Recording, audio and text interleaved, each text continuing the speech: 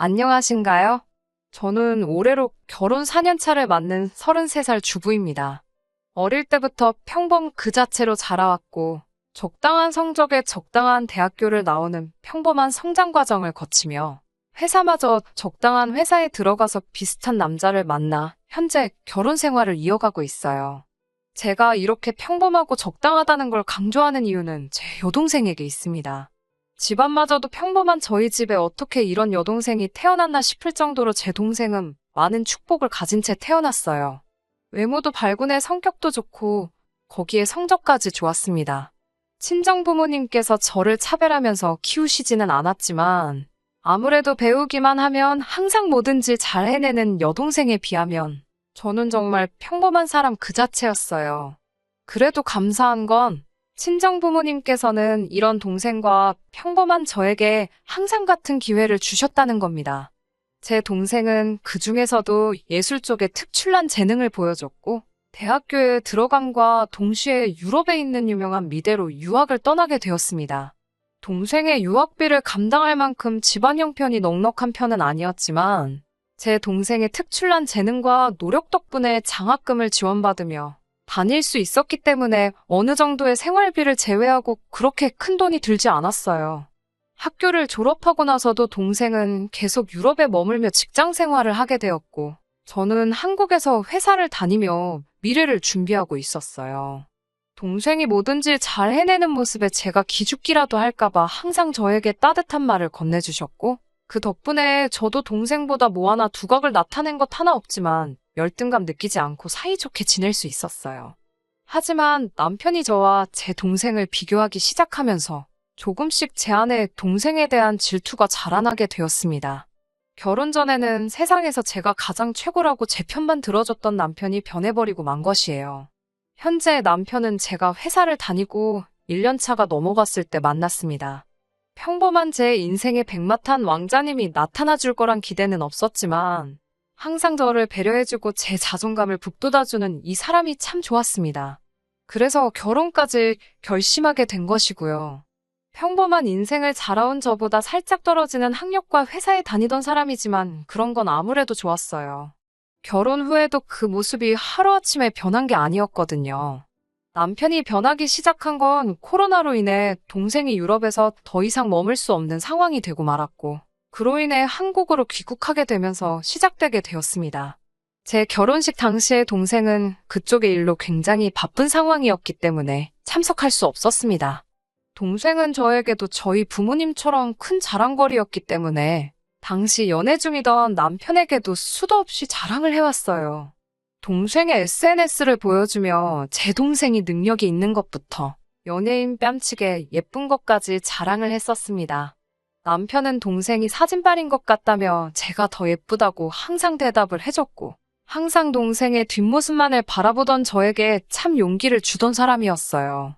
그런데 동생이 귀국 후 남편이 동생을 처음으로 만나게 되면서 남편의 저에 대한 태도가 조금씩 변하기 시작했습니다. 제 동생은 자기가 그리는 그림만큼 참 예쁜 사람이었고, 그동안 사진만 보면서 제가 더 이쁘다 해주던 남편도 동생을 실제로 처음 만난 자리에서만큼은 제가 더 예쁘단 말을 할 수가 없었을 거예요. 그걸로 기분이 나쁘다거나 하지 않았습니다. 말씀드렸다시피 동생은 저한테도 그만큼 큰 의미였으니까요. 남편이 아무 말만 하지 않았어도 아무 일도 없었을 텐데, 남편은 동생을 처음 만나고 돌아오는 길에 제 동생에 대한 외모 칭찬을 입이 마르지 않도록 하기 시작한 거예요. 자기 동생 진짜 예쁘다. 공부 안 했어도 연예인을 해도 됐겠는데? 라던지 그동안 사진으로만 보고 실물을 처음 보는데 정말 실물을 영접했다고 해도 될 만큼 예쁘더라 하면서 제 동생에 대한 첫인상의 감격이라도 한 듯이 말을 했어요. 그때만 해도 저도 동생을 참 아끼고 자랑스러워하던 언니였으니 남편의 이런 반응에 거부감이 들거나 기분이 나쁜 적은 한 번도 없습니다. 오히려 제 가족, 제 동생을 정말 거짓 하나 느껴지지 않게 진심을 다해 칭찬해주고 있으니 기분이 좋기까지 했어요. 내가 말하지 않았냐, 동생은 내 자랑거리나 마찬가지다 몇 번을 반복하며 남편의 말에 맞장구도 쳐주고 있었습니다. 그런데 남편은 거기서 끝나지 않고 처음에는 저와 제 동생의 외모를 가지고 비교를 하기 시작했어요.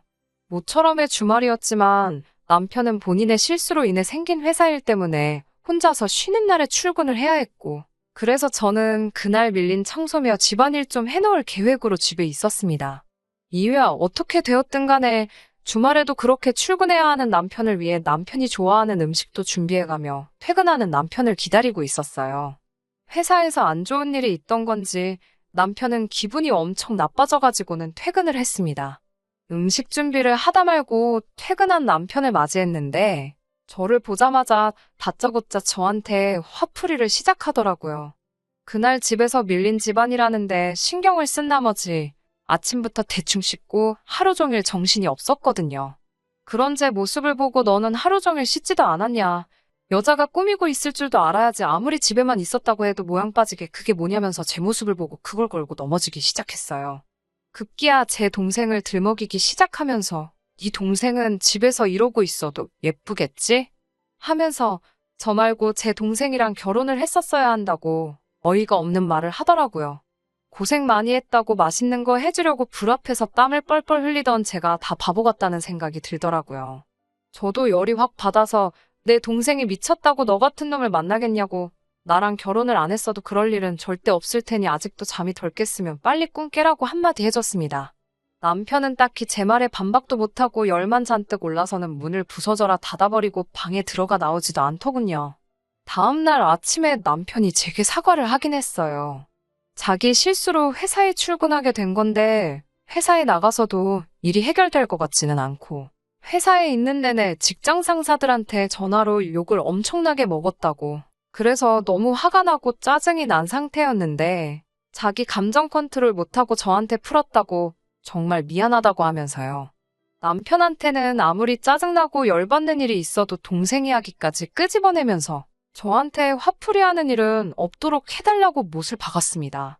가끔씩 자기 뜻대로 풀리지 않는 일이 있으면 저렇게 주변 탓을 하고는 했는데 그동안에는 어찌저찌 넘어가졌다지만 지가 잘못한 걸 가지고 저한테 화풀이하는 것도 어이가 없었고 본전도 못 찾을 억지 부리면서 화풀이해봐야 저는 그런 거 받아주는 사람 아니니까 알아서 잘 하라고 했어요. 아무튼 그 뒤로 남편이 의식하고 조심하기 시작한 건지 아니면 제 동생과 저를 비교할 게 없었는지 딱히 저와 동생을 비교하면서 성질을 부린 적은 없었습니다.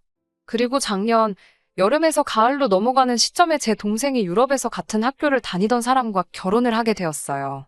동생의 남편은 이름만 들어도 다 알만한 그런 재벌 기업 정도까지는 아니지만 그래도 국내에서 입지가 굳건한 기업 집안 출신으로 부모님도 꽤나 규모 있는 회사를 운영하고 있는 좋은 집안 사람들이었습니다. 저희 집은 말씀드린 대로 평범하긴 하지만 어느 한쪽으로 기우는 결혼도 아니었고 동생 남편이 동생을 유학 시절부터 애타게 쫓아다니던 사람이고 미술을 좋아하는 동생네 시부모님이 동생이 계속해서 작품 활동을 이어나갈 수 있는 여건을 만들어준다고 제시할 정도로 동생이 손해 하나 보지 않고 가는 결혼이었어요. 아무튼 결혼식을 앞두고 동생네 부부 저희 부부가 식사 자리를 가졌는데 그동안 잠잠했던 남편이 또 당시 동생의 결혼 상대였던 남편을 앞에 두고 쓸데없는 너스레를 떨기 시작하는 거 아니겠어요. 동생의 남편 될 사람에게 모두 전생의 나라를 구하신 것 아니냐. 자기한테도 기회가 있었으면 제 여동생에게 대시했을 거다. 그런데 자기는 이미 결혼을 했으니 제 동생을 그쪽에 양보하겠다 하는 재미 하나도 없는 농담을 해가면서 말을 하더라고요. 아무리 남자 쪽이 매달려서 한 결혼이지만 무례한 남편의 행동에 기분이 상했을 텐데 참 매너 있게 상황을 대처하더라고요. 제 동생도 속으로는 기분이 나빴을 테지만 아무래도 제 남편이니 내색하지 않고 별 사건 사고 없이 그날 식사 자리는 마무리되었어요. 오히려 제가 집에 돌아오는 길에 사람 쪽팔리게 제발 어디 가서 그러지 좀 말라고, 그런 행동이 가당키나 하냐고 남편을 타일렀습니다. 남편은 별로 신경이라도 쓰지 않는 듯 계속해서 동생이 아깝다 뭐 이런 말이나 하고 있었어요. 왜 저러는가 싶을 정도로 까불거리니까 정말 속으로 한 대 때려주고 싶었습니다. 언젠가는 이런 일도 있었어요. 동생이 결혼하면서 더 이상 입지 않게 된 옷이 있는데 제가 가서 몇 벌 얻어왔습니다. 제가 그 옷을 입고 있었는데 남편이 그러너 저를 보고는 너한테는 하나도 안 어울린다는 말을 하더라고요. 옷이 날개가 아니라 그동안 옷이 처제덕을 보고 있었네 하면서 한마디 툭 던지고 가는데 기분이 참 나빴습니다. 그런데 그것보다도 남편은 동생 귀국 후에도 제 동생과 만난 게 결혼식 때와 그날 식사 자리 말고는 단 한 번도 없었는데 대번에 그 옷들이 제 동생이 입던 옷이란 걸 알고 있다는 게 조금 이상했습니다. 속으로 혹시 동생이 제 남편과? 하면서 혼자 이상한 상상까지 하고 노이로제에 걸릴 정도였는데 제 동생이 저를 두고 저한테 무언가를 숨길 사람도 아니고 만에 하나 저한테 뭘 숨기고 있었을지라도 다른 사람도 아니고 저놈을 만날 리가 있겠냐는 생각이 들면서 차츰 그 의심이 옅어졌어요. 이런 사소한 걸로 남편이 저와 동생을 비교하기 시작하니 저도 점점 그게 큰 스트레스로 다가오더라고요. 네 동생은 어떻다 저떻다 너는 왜 그러냐 이런 말들이 정말 제 심기를 크게 건드리고 있는 가운데 남편이 이번에도 또 동생이 올려놓은 사진 한 개를 보고 저한테 오더니 제 속을 긁기 시작했습니다. 저보고 너는 네 동생 하는 거 보고 좀 배워야겠다고 잔소리를 시작하더라고요. 영문도 모른 채 뜬금없이 왜 저러나 싶어서 뭔 소리를 하고 있는 거냐고 무시했어요. 그랬더니 계속 제 주변을 오가면서 동생의 얼굴만 더 이쁜 게 아니라 마음 씀씀이도 훨씬 이쁜 것 같네 하면서 애써 무시하고 있는 제 속을 뒤집어 놓더라고요. 이것 좀 보라면서 남편이 자기 핸드폰을 들이밀더라고요. 제 여동생의 SNS 페이지였습니다. 동생의 SNS 페이지에는 동생이 손수 만든 것 같은 음식 사진들이 여러 개 있고 이어지는 사진에는 비싸기로 유명한 명품 브랜드 로고가 잔뜩 박힌 스카프가 있더라고요. 그 내용을 보아하니 제 동생네 시어머니가 생신이셨던 것 같고 제 동생이 자기 시어머니를 위해서 명품 생일 선물과 손수 만든 음식을 차려낸 걸 사진 찍어 올린 것 같더라고요. 그것보다도 남편이 그동안 저 몰래 제 동생 SNS를 팔로우하고 있었고 동생의 일상을 염탐하고 있었다는 사실을 알게 되었습니다. 제가 여동생 옷을 받아와 입었을 때 동생이 훨씬 잘 어울린다고 하던 말이 어떻게 알고 있던 건지 다 설명이 되더라고요. 동생이 사람들 보라고 공개된 자기 SNS에 직접 찍어 올린 사진이니 남편이 못할 짓을 한 거라고 생각을 하지는 않았지만 그렇게 매번 저 모르게 제 여동생 사진을 보면서 무슨 옷을 입고 사진을 찍었는지 기억하고 있다는 생각을 하니까 조금 섬뜩하기는 했어요. 아무튼 제 동생이 동생네 시어머니에게 이렇게 잘하고 있는 것 좀 보라면서 저보고 너는 우리 엄마 생신 때 해준 게 뭐가 있냐고 하더라고요. 지난 생신 때 용돈 하시라고 20만 원 드리지 않았냐 했더니 제 동생이 올린 사진 속에 명품 스카프만 해도 20만 원이 넘을 거라고. 그런데 거기에 정성 들여 차린 생신상까지 차려드리지 않았냐며 저보고 언니로서 느끼는 거 없냐고 잔소리를 하더라고요. 대충 무시해주면 적당한 선에서 끝낼 줄을 알아야지.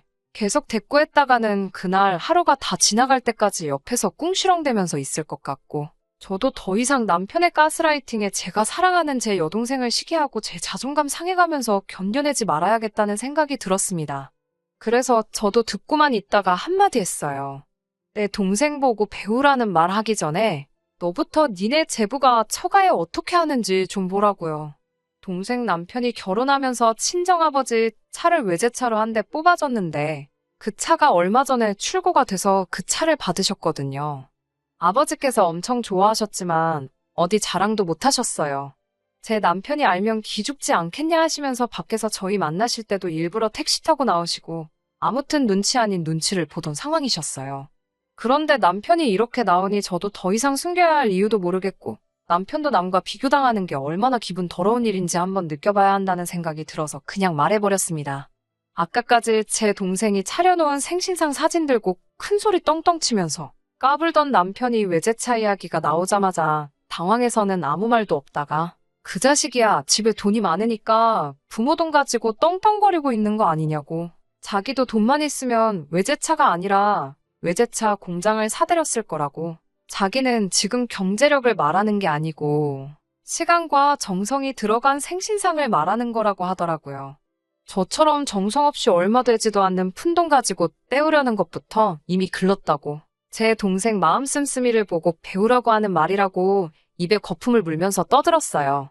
제부가 해준 게 외제차뿐이겠냐고 동생 남편이 저희 부모님께 잘하는 만큼 동생이 잘하는 거 아니겠냐고 한마디 했죠.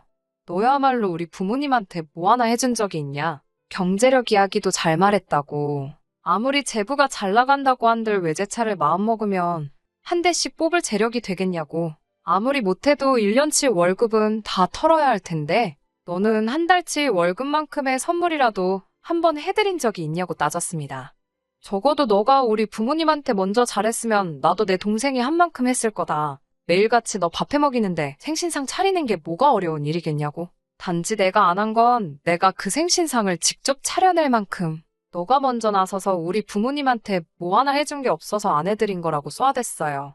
나한테 먼저 뭘 바라기 전에 너가 먼저 좀 해보라고. 외제차가 아니라 외제차 모형을 사드려도 마음에서 우러나와서 친정부모님 챙겨준 거면 저도 생신상을 음력양력 다 쳐서 1년에 2번씩도 차려드릴 수 있다고 했습니다. 그제서야 남편이 입을 다물더군요. 아마 분해도 엄청 분했을 거예요.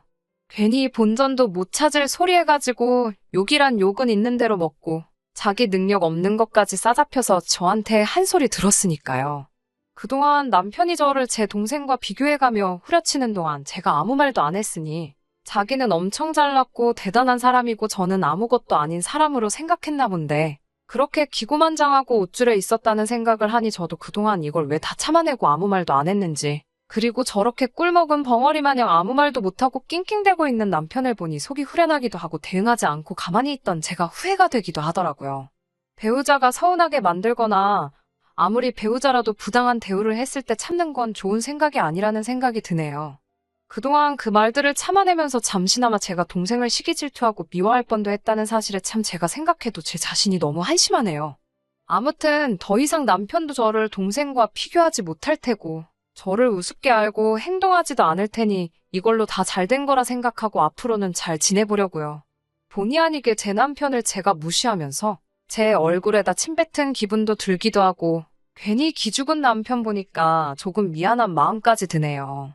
생신상은 차려드리지 않겠지만 그래도 남편 기 좀 세워줘 볼까 합니다. 안녕하세요. 그간 별일 없으셨나요? 제가 사연 보낸 지도 벌써 5개월이 다 지나가네요. 시간이 정말 빠르게 흘러가는 것 같습니다. 후기를 보내는 이유는 따로 있어요. 남편하고는 결국 이혼을 했거든요. 동생한테는 그 일이 있고 며칠 뒤에 전화해서 내 남편이 너 SNS를 매일같이 몰래 보고 있는 것 같으니 차단해 놓으라고 말도 해놨어요. 아무튼 그날 이후로 남편하고는 냉전 상태로 한동안 지내게 되었습니다. 그렇게 대판 싸우고 난 다음부터 한동안은 저도 남편에게 잘 해주려고 노력했지만 잘해주겠다 아무리 마음을 먹어봐도 선뜻 그렇게 되지가 않더라고요. 남편도 이제 더 이상 제 동생 SNS를 염탐할 수도 없게 되었고 제정신이라면 제 동생이 또 동생 시부모님께 뭔가를 해드렸다고 한들 더 이상 저한테 그걸 빌미로 아무 말도 할 수 없었을 테죠. 남편과 맞서 싸운 게 화근이었을까요? 아무리 노력해봐도 한 번 박살난 신뢰를 돌이킬 수가 없더라고요. 냉전 상태가 끝이 났지만 서로가 서로의 눈치를 보고 있다는 느낌이 든다고 해야 할까요?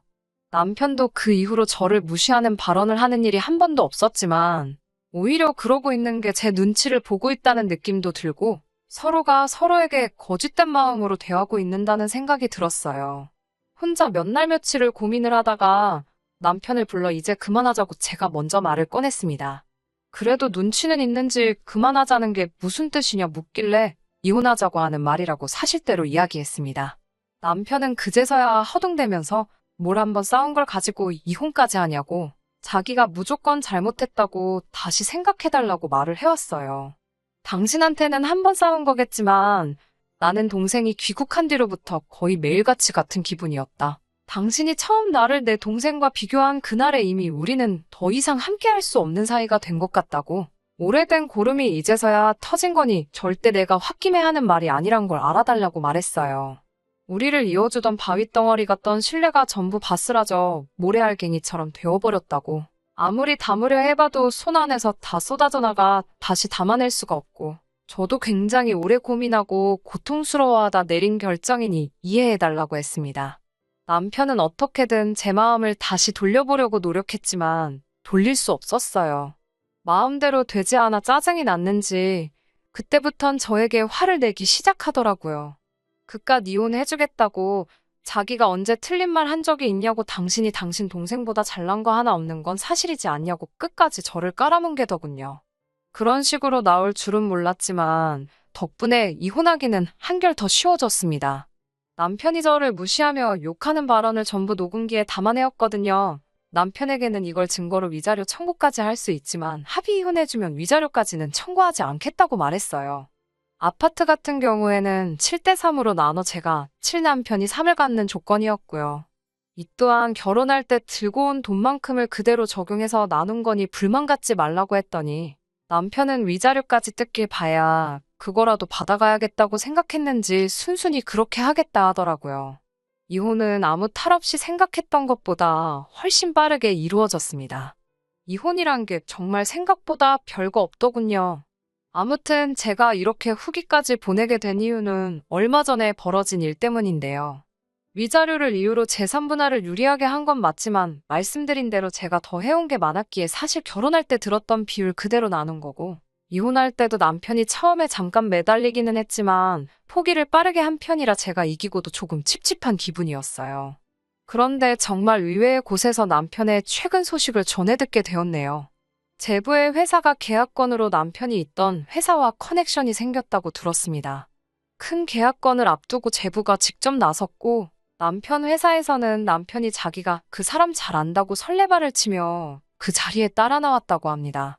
공적인 자리에서 그나마도 한두 번 본 사이라고 이혼까지 했는데 아직도 형님 노릇을 하며 조금 프로페셔널하지 못하게 굴었나 봐요.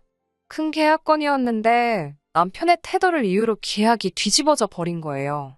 제부가 사적인 감정으로 저를 위해서 계약을 뒤집어 버렸다고 생각하지는 않아요. 공과 사는 확실한 사람들이니까 분명 남편의 행동 때문에 신뢰도가 떨어졌던 게 더 컸을 겁니다. 아무튼 그렇게 계약건은 날아가 버리고 남편은 그 책임 문제로 회사에서 잘렸다는 소식을 들었어요. 남편이 몸담고 있던 업계가 좁은 바닥이라 실무 중에 태도 문제로 회사에서 잘렸다는 소문이 돌면 다시 취직하기도 힘들 거라는 말을 들었네요. 조금 안 됐기도 합니다. 이혼해서 가정도 잃고 이제는 직장까지 잃게 되었으니까요. 아직도 제 손으로 직접 한 방 먹여주지 못한 게 아쉽기는 하지만 이 정도면 충분히 벌을 받은 거라고 생각합니다. 이제라도 마음 고쳐먹고 남을 평가하기 전에 자기부터 되돌아볼 줄 아는 겸손한 사람이 되었으면 좋겠네요. 걱정이 하나도 되지 않지만 이제는 마음 씀씀이 고쳐먹고 어디 가서 밥은 굶지 않고 잘 살면 좋겠네요. 왜냐하면 저는 앞으로 더 행복하게 잘 살 계획이니까요. 사연이 기억 안 나시는 분들도 많으실 텐데 저의 요즘 행복한 근황을 전해드려보려고 이렇게 사연 보내봤습니다. 기억해주시는 분들께 모두 감사드려요. 저는 이만 글 줄이도록 하겠습니다. 끝까지 들어주셔서 감사합니다. 오늘의 사연은 여기까지입니다. 구독과 좋아요, 알람 설정 부탁드리고 더 좋은 사연으로 다시 찾아뵙겠습니다. 감사합니다.